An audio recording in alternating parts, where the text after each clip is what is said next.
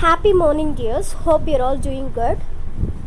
In today's social class, we are going to discuss the remaining part of the lesson, the Constitution of India in politics. We shall discuss about the key features of our Indian Constitution. Authorization under the colonial rule convinced Indians that free India should be a democracy. So we got freedom from the British. Okay, so they said our country should be democratic. So a democratic country need a constitution, right? So in 1943, the Congress put forward the demand for the Constituent Assembly formed only of Indians. It was finally convened in December 1946 with Dr. Rajendra Prasad as its president. He is the first president of independent India. For this, a group of 300 people became members of the Constituent Assembly in 1946 to draft the Indian Constitution.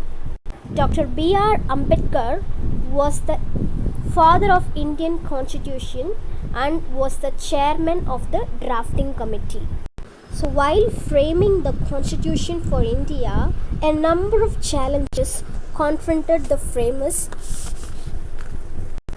The foremost was India was a country made up of diverse communities that spoke many languages. The people pursued various religions and practiced distinct customs and traditions. Moreover, the country was divided into India and Pakistan and India was under a political unrest. Many princely states were inevitable about their future.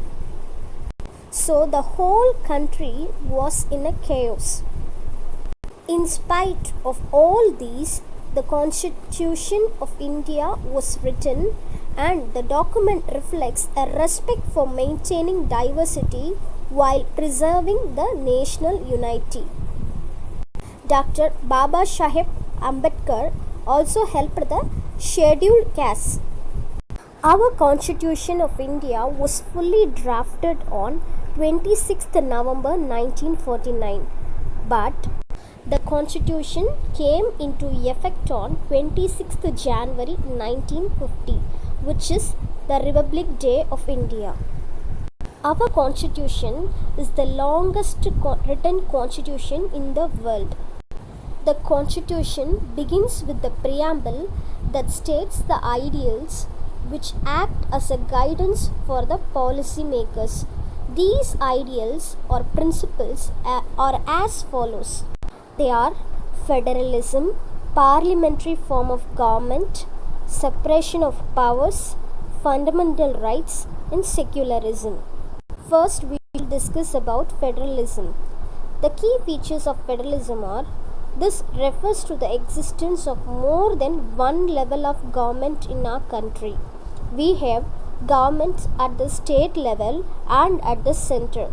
Panchayati Raj is the third tier. This Panchayati Raj is for village administration. The Constitution lists the detailed issues that each tier of government can make laws on.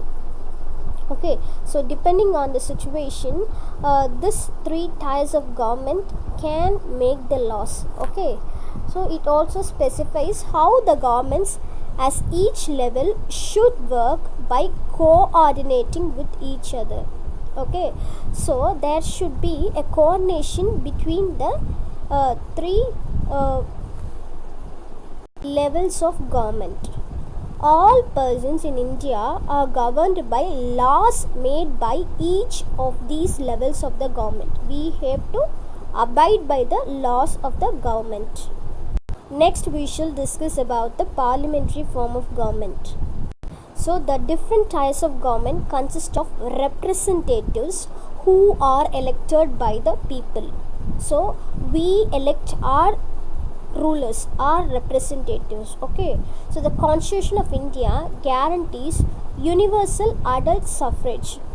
That means the people belonging to different religion, different background, status, money, economic, or everything. So whatever may be their background, they have their right to vote.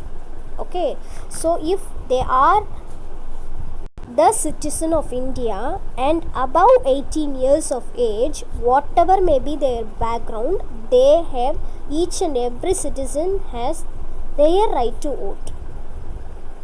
Also, every citizen of the country, irrespective of his or her social background, can also contest in the elections. Okay, they can take part in the election. These representatives are accountable to the people. They are answerable to the people.